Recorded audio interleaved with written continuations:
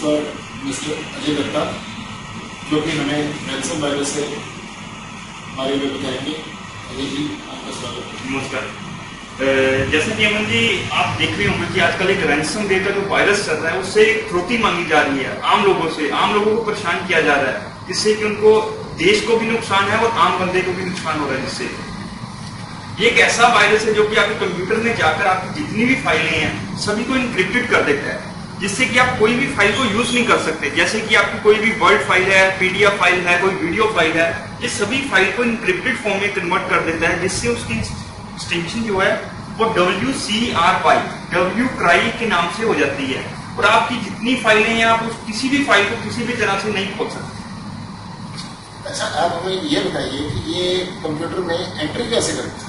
देखिए, इसके एंट्री करने का सबसे जो बेस्ट तरीका है वो ये है, आपको एक मेल आती है जिसकी कोई अननोन एड्रेस से आएगी वो मेल, उसके अंदर एक EXE फाइल होगी एक्सटेंशन के नाम से। जैसे ही आप उस मेल को ओपन करते हैं और उस फाइल को अपने सिस्टम में डाउनलोड करते हैं, वैसे ही वो आपके कंप्यूटर की C ड्राइव में चला जाता है, जहां पर आपकी विंडो की फाइलें पड़ी होती है प्रोग्राम फाइल्स के नाम से।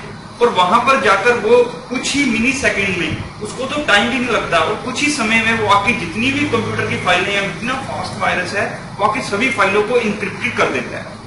एक तो ये मेथड है। सेकंड मेथड है, किसी की पेन ड्राइव में अगर पहले से ही वो वायरस आया हुआ है, तो अगर जैसे ही आप उसकी पेन ड्राइव को अपने सिस्टम में लगाएंगे, आपका सिस्टम पूरी तरह से वो इंक्रिप्टेड फॉर्म में कन्वर्ट कर देगा। ये दो मेथड है जिससे कि आपके कंप्यूटर में ये वायरस एंटर करता है।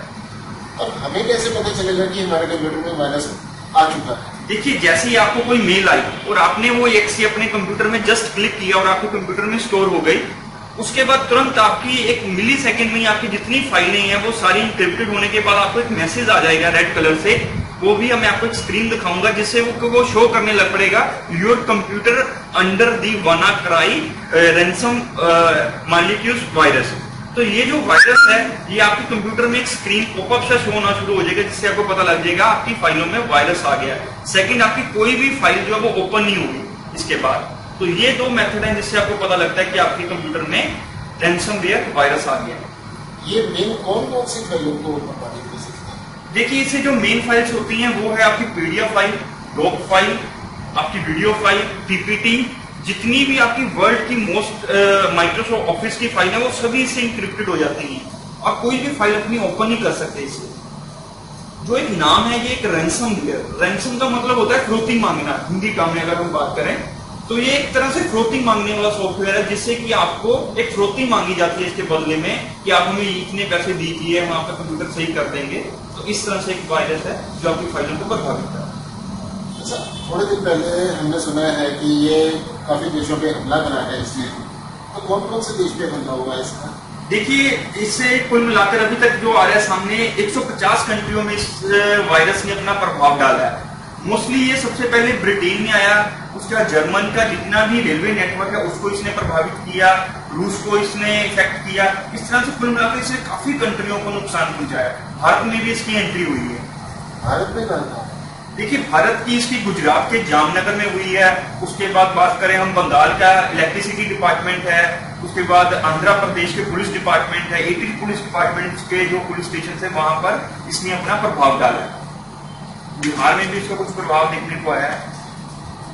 अच्छा, इंडियन गवर्नमेंट की तरफ से कोई इसको रोकने के लिए कोई डिपार्टमेंट या कौन ऐसा काम करता है कि जिससे इससे बचा जा सके? देखिए, इंडियन गवर्नमेंट की तरफ से एक सबसे बड़ी जो पहल है भारत सरकार की तरफ से वो है CERT की, CERT, computer emergency response team, जो कि कुछ ही देशों में ये टीम बनाई गई है और इंडिया ने इसका इनिशिएटिव लिया है। जो CERT के नाम से एक वेबसाइट भी है इनकी, वहां पर आप जाकर पूरी इंस्ट्रक्शंस है, अगर सपोज आपके कंप्यूटर में ये आया है या नहीं आया, इसकी कैसे आपने पहले से इसको रोक कर रखना है, उसके लिए सभी पैचेस दिए हुए हैं। अगर आपके कंप्यूटर में XP है तो उसके लिए कौन सा पैच इंस्टॉल करें। आप जैसे ही computer emergency response team India की वेबसाइट पर जाएंगे, वहां पर ये रैनसमवेयर की नहीं मैं बात कर रहा हूँ, अगर कोई भी वायरस आता है तो आप डेली उसको चेक करते रहिए और उसके लिए कौन कौन से पैचेज हैं वो सारे उस वेबसाइट के ऊपर उपलब्ध हैं और आप फ्री में वो डाउनलोड करके अपना कंप्यूटर सुरक्षित रख सकते हैं। अच्छा, एक बात बताइए, कहते हैं कि ये आर्थिक नुकसान करता है जी, इसने विश्व में कितना आर्थिक नुकसान करा है? देखिए, अभी तक इसका हम कोई भी एस्टिमेट नहीं लगा सकते कितना नुकसान हुआ है, क्योंकि ये तो जब तक ये वायरस अभी फैल रहा है तो इसका जब तक ये समापन नहीं हो तब तक कहना मुश्किल है। और ये वायरस आज का नहीं है, ये वायरस कम से कम मैंने लास्ट 4 मंथ बिफोर इसको देखा था।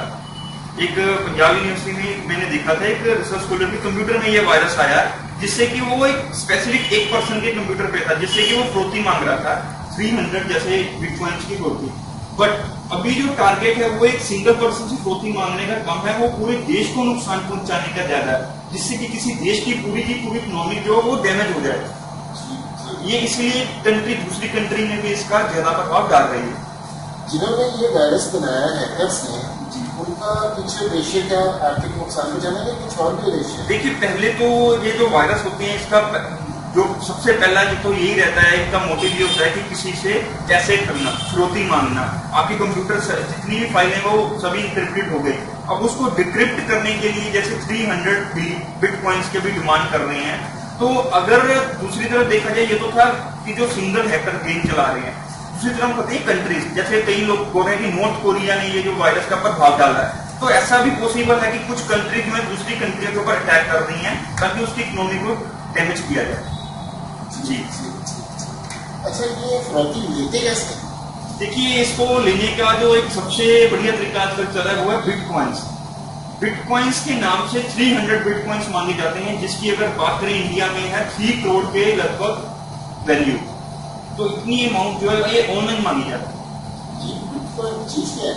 देखिए, ये बिटकॉइन एक करेंसी है, परंतु इसके ऊपर किसी भी गवर्नमेंट का प्रभाव नहीं है। जैसे हमारी इंडियन करेंसी के ऊपर अगर बात करें तो रिजर्व बैंक ऑफ इंडिया का हस्तक्षेप है, वो इस करेंसी को चलाती है जो इंडियन करेंसी है। इसी तरह से सभी देशों में अपनी अपनी कंट्री वहां की गवर्नमेंट चलाती है। परंतु ये बिटकॉइन है, ये ग्लोबली ऑनलाइन है, इसके ऊपर किसी भी गवर्नमेंट का कोई प्रभाव नहीं है और ये ऑनलाइन मार्केट में चलते हैं, परंतु ये इंडिया में अभी वैलिड नहीं है। कुछ ग्लोबल ऑनलाइन वेबसाइट हैं, शॉपिंग की वेबसाइट, जहां पर अभी भी आप बिटकॉइन यूज कर सकते हो, परंतु इसके ऊपर गवर्नमेंट का कोई प्रभाव ना होने के कारण इसको फाइंड करना कि ये किस नाम के ऊपर बिटकॉइन जा रहा है, ये अभी पॉसिबल नहीं है। इसलिए जितने भी ये फ्रोती मांगने वाले गिरोह हैं, ये बिटकॉइन से ही अपना काम चला रहे हैं।